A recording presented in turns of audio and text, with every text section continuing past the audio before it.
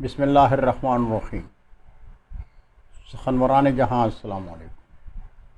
YouTube ادب channel قلم قافلہ پاکستان، میں ہوں گل بخشالوی۔ انتخاب غزل محفل، تالیف گل بخشالوی، سال شاد 2020۔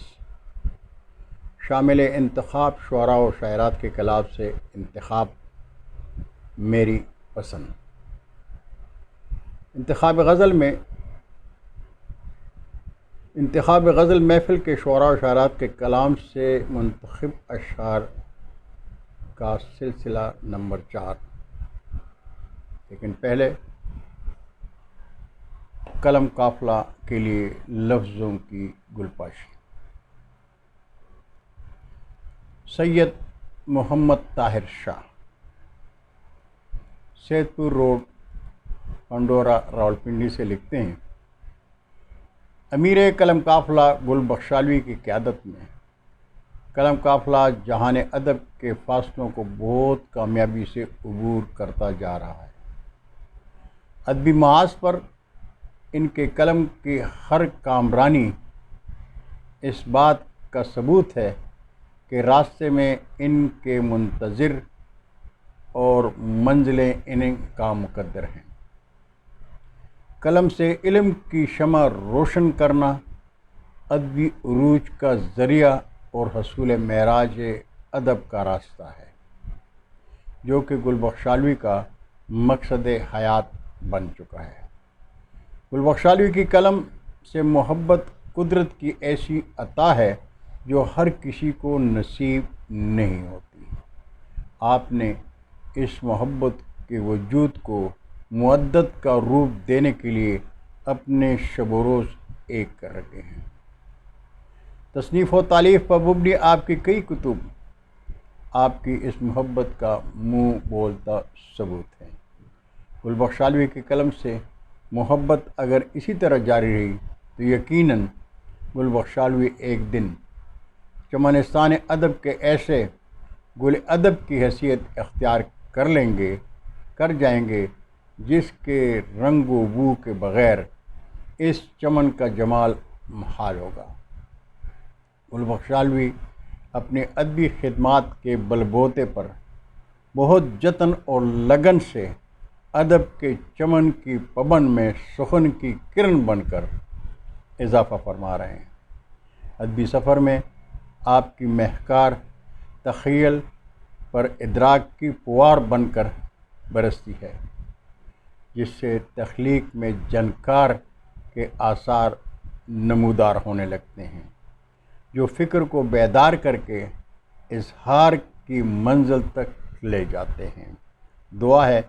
کہ آپ کی طرف سے ادب کی خدمت اسی تسلسل سے مسلسل جاری اور ساری رہے۔ بہت شکریہ طاہر محمد شاہ صاحب، آپ نے اردو ادب کے بڑے خوبصورت لفظوں میں قلم قافلہ کی خدمات کو سراہا ہے۔ اللہ تعالیٰ آپ کا حامی اور ناصر رہے۔ سخنواران جہاں آج کی نشست میں شریک انتخاب شعراء کے اسماء گرامی ہیں: پریم ناتھ بسمل، تمثیلہ لطیف، تنویر پھول، توقیر سید، جاوید چودھری، جمیل ارشد، حیا غزل، حسیب جمال، حمزہ حامی، حمید راہی، خالد سروہی اور خالق آرزو۔ ملاحظہ کیجیے، ممتاز شعراء کرام کے کلام سے میری پسند کے اشعار۔ بھارت سے پریم ناتھ بسمل کے غزل سے دو اشعار ملاحظہ کیجیے۔ کھلتے نہیں ہیں پھول کہیں بھی چمن میں اب، کھلتے نہیں ہیں پھول کہیں بھی چمن میں اب، گلشن سے جیسے روٹا ہے موسم بہار کا، اور بسمل میں آدھی رات کو گھر سے نکل پڑا، بسمل میں آدھی رات کو گھر سے نکل پڑا، آیا ہے پھر خیال اسی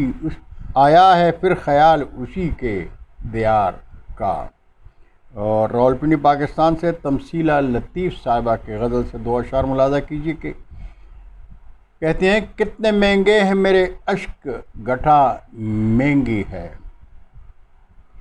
کتنے مہنگے ہیں میرے اشک گٹھا مہنگی ہے، شہر الفت میں محبت کی دعا مہنگی ہے، اور ہر محبت میں جدائی کا کوئی موڑ بھی ہے، ہر محبت میں جدائی کا کوئی موڑ بھی ہے، ہم تو کہتے ہیں میری جان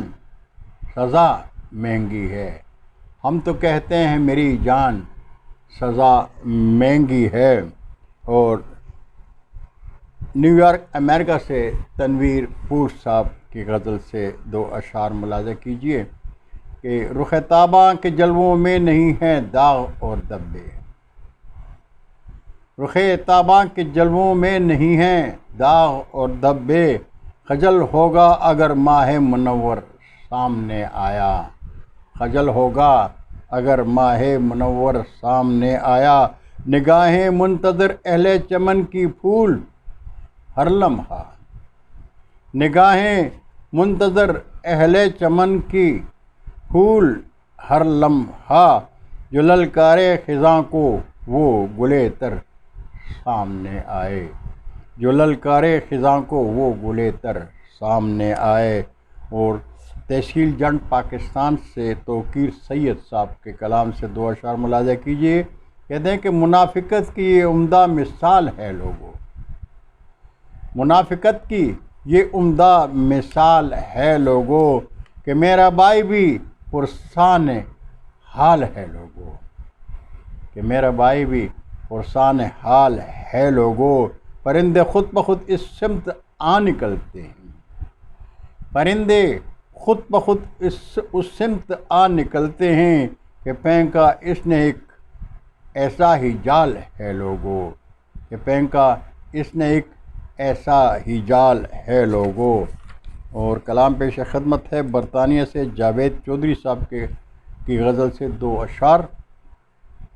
ہاتھ میں پتھر لیے سڑکوں پہ بچے آ گئے، ہاتھ میں پتھر لیے سڑکوں پہ بچے آ گئے، کیسی بے چینی بڑی انسان کے اعصاب میں، کیسی بے چینی بڑی انسان کے اعصاب میں، اور حیرت آئینہ سے جاوید دل زخمی ہوا،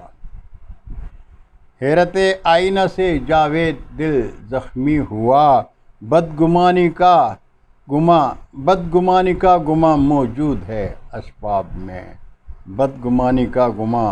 موجود ہے اسباب میں۔ اور ناگپور بھارت سے جمیل ارشد صاحب کے کلام سے دو اشعار ملاحظہ کیجیے، جب جب کہیں بھی حق کی حمایت کی بات ہو، جب جب کہیں بھی حق کی حمایت کی بات ہو، مولانا اس کو باعث شر کہہ لیا کرو، مولانا